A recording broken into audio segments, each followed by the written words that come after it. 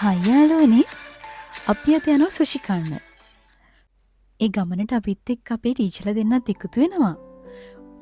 මම මීට කලින් කවදාවත් සුෂි කාලා නැහැ. මේ මගේ පළවෙනි අත්දැකීම. එන්නකෝ කාලම බලමු සුෂි කොහොමද කියලා.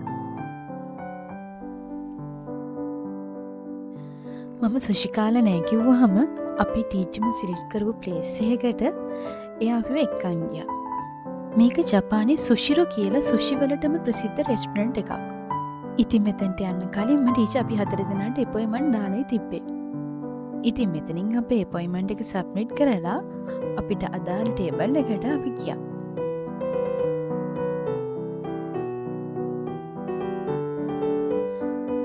එතන අනිත් රෙස්ටොරන්ට් වලට වඩා වෙනස්. ඇත්තෙන්ම ගොඩක් වෙනස්. ටැබ් එකකින් සිලෙක්ට් කරගත්ත අපේ කෑම ටික ඕඩර් එක දැම්මට පස්සේ හිතුවටත් වඩා වේලාසෙනින් බෙල්ට් එකක් දිගෙත් අදාළ ටේබල් එකටම සර්ව් කරනවා. ඇත්තෙන් මේක හරිම පුදුමයි. හරිම ලස්සන ක්‍රියාවලියක් එතන සිද්ධ වෙන්නේ. මේ සුෂිරෝ කියන රෙස්ටොරන්ට් එක සීමා සහිත අකින්ඩෝ සුෂිරෝ සමාගම විසින් ක්‍රියාත්මක කරන එකක්. 1984 දී ඕසකාවල තායි සුෂි නමින් සුෂි අවන්හලක් ලෙස ආරම්භ වූ මෙය 2024 වන විට රට පුරා වෙළඳසැල් 646ක් දක්වා ව්‍යාප්ත වෙලා තියෙනවා. ඒ වගේම මේ සුෂි කර්මාන්තයේ ප්‍රමුඛයා බවටද පත් වෙලා තියෙනවා. බොහෝ දෙනෙකුට දැරිය හැකි මිලකට උසස් තත්ත්වයේ සුෂි සැපීම තමයි මෙහි ප්‍රධාන අරමුණ වෙලා තියෙන්නේ. මෙහි අමුද්‍රව්‍ය සම්පාදනය කිරීමේදී නැවුම් හා රසය කෙරෙහි පූර්ණ අවධානයක් යොමු කරනවා. ඒ වගේම ගබඩා හා ආහාර පිසීමේ ක්‍රම ඉතා සනීපාරක්ෂකව සිදු කිරීම මේ ආයතනයේ සුවිශේෂී ලක්ෂණයක් වෙනවා.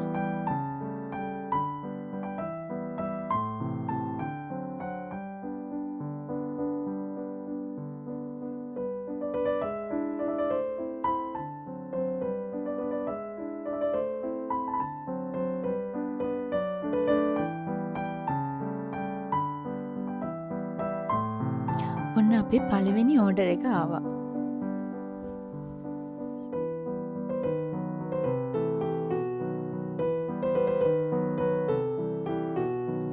හැම ටේබල් එකකටම හොට් වොටර් ටැප් එකක් තියෙනවා. ඒ වගේම මච්ච කප් එකකුත් තියෙනවා.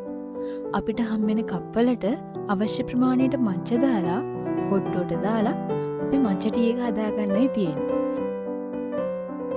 හැබැයි වැඩේ කියන්නේ අපිට මච්ච දාන්න හම්බෙච්ච ස්පූන් එක හරිම චූටි. ඔයාලටම පේනවනේ එකෙන් ගන්න තියෙන අපහසුතාවය.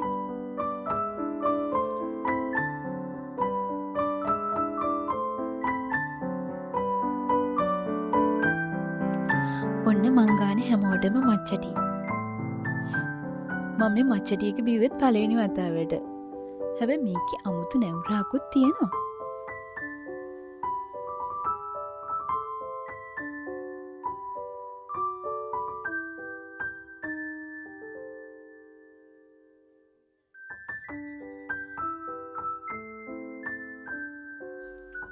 අපි වෙනුවෙන් ටීචර්ලා දාපු ඕඩර් එකේ ඉස්සෝ, දැල්ලෝ, සැමන් වගේ මාළු වර්ග ගොඩක් තිබ්බා. මේ ඔක්කොම මාරම ප්‍රෙෂ්. ඔයාලට දැක්කහම පේනවනේ මේවැය තියෙන අලුත් පෙනුම.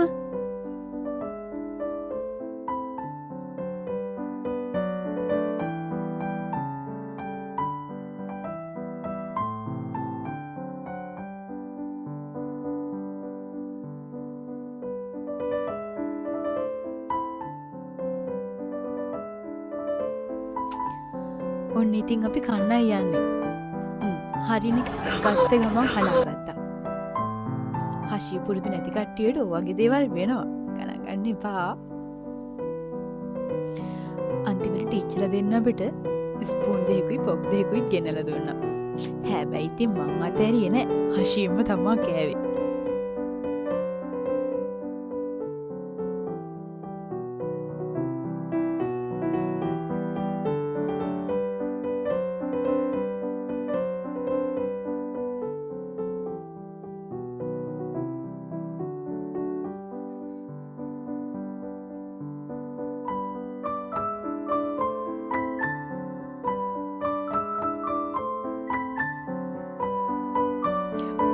වීඩියෝ කන්න යන්නේ. පේනව නේද? වසබි යහමින් දාගත්තා. ඔක පට්ටම සැරයි. බලමුකෝ කොහොමද රියැක්ෂන් එක කියලා.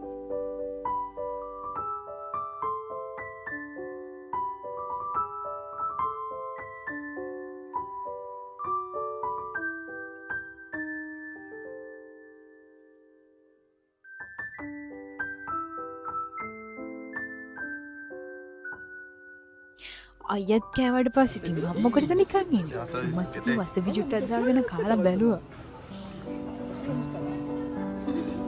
සුෂි කන්න ආවට ගොඩාක් ආසාවෙන් ආව ගමන නෙමෙයි මේක.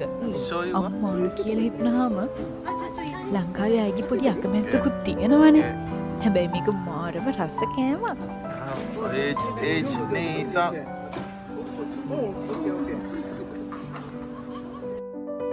ඇත්තට මේ සුෂි කියන්නේ මොනවද? සුෂි කියද්දි ගොඩක් කට්ටිය හිතන් ඉන්නේ සුෂි කියන්නේ අමු මාළු වලට කියලා. නැහැ. ඒක වැරදි සංකල්පයක්. සුෂි කියන්නේ විනාගිරි දාපු බත් වලට. මේවා සීනි සහ ලුණු දාලා පදම් කරනවා. කොහොමත් මේ ජපන් රයිස් එක චුට්ටක් ඇලෙන ස්වභාවයෙන් යුක්තයි. ඉතින් මේ පදම් කරගත් රයිස් වලින් පොඩියට ගුලි හදලා විවිධ අමුද්‍රව්‍යත් එක්ක එකතු කරලා තමයි මේ සුෂි හදන්නේ. බොහෝ විට මේ සඳහා යොදාගන්නේ මුහුදු ආහාර. එළවලු වගේම මාංශ වර්ගත් මේ සඳහා යොදා ගන්නවා. මේ සඳහා අමු ආහාර යොදා ගැනීම සම්ප්‍රදාය වුවද ඇතැම් විට පිසු ආහාරද යොදා ගන්නවා.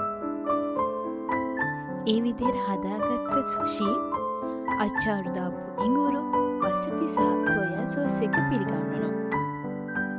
ජපානයේ ඉන්න කට්ටියට නම් වසබි කියන්නේ මොනවද කියලා අමුතුවෙන් කියන්න දෙයක් නැහැ. ඒත් ලංකාවේ ඉන්න යාළුවෝ දන්නේ නැති හින්දා මම වසබි කියන්නේ මොනවද කියලාත් පොඩ්ඩක් කෙටියෙන් කියන්නම්. වසබි කියන්නේ කෑමක් සැර කරගන්න ජපානයේ ඉන්න කට්ටිය අමුවෙන් පාවිච්චි කරන ශාකයක්. මේ වසබි වලින් ඉතා සුළු ප්‍රමාණයක් කෑවත් නහයින් කටින් දුම් දාන තරම් සැරයි.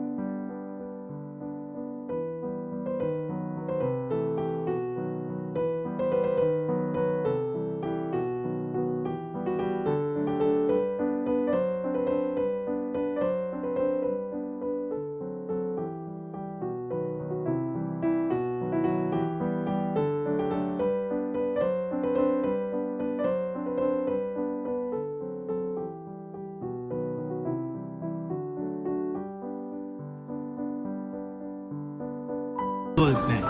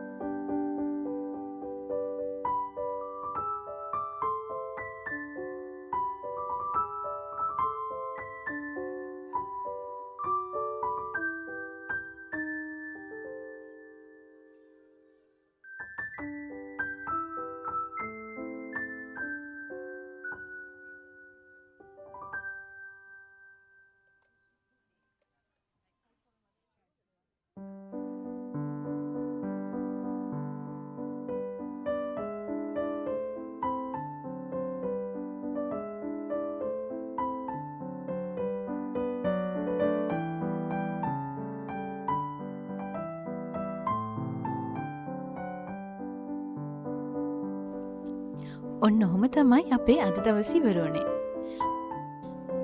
මේ වගේ තවත් ලස්සන වීඩියෝ බලන්න දිගටම අපිත් එක්ක එකතු වෙලා ඉන්න කියලා මම ආදරෙන් ආරාධනා කරනවා.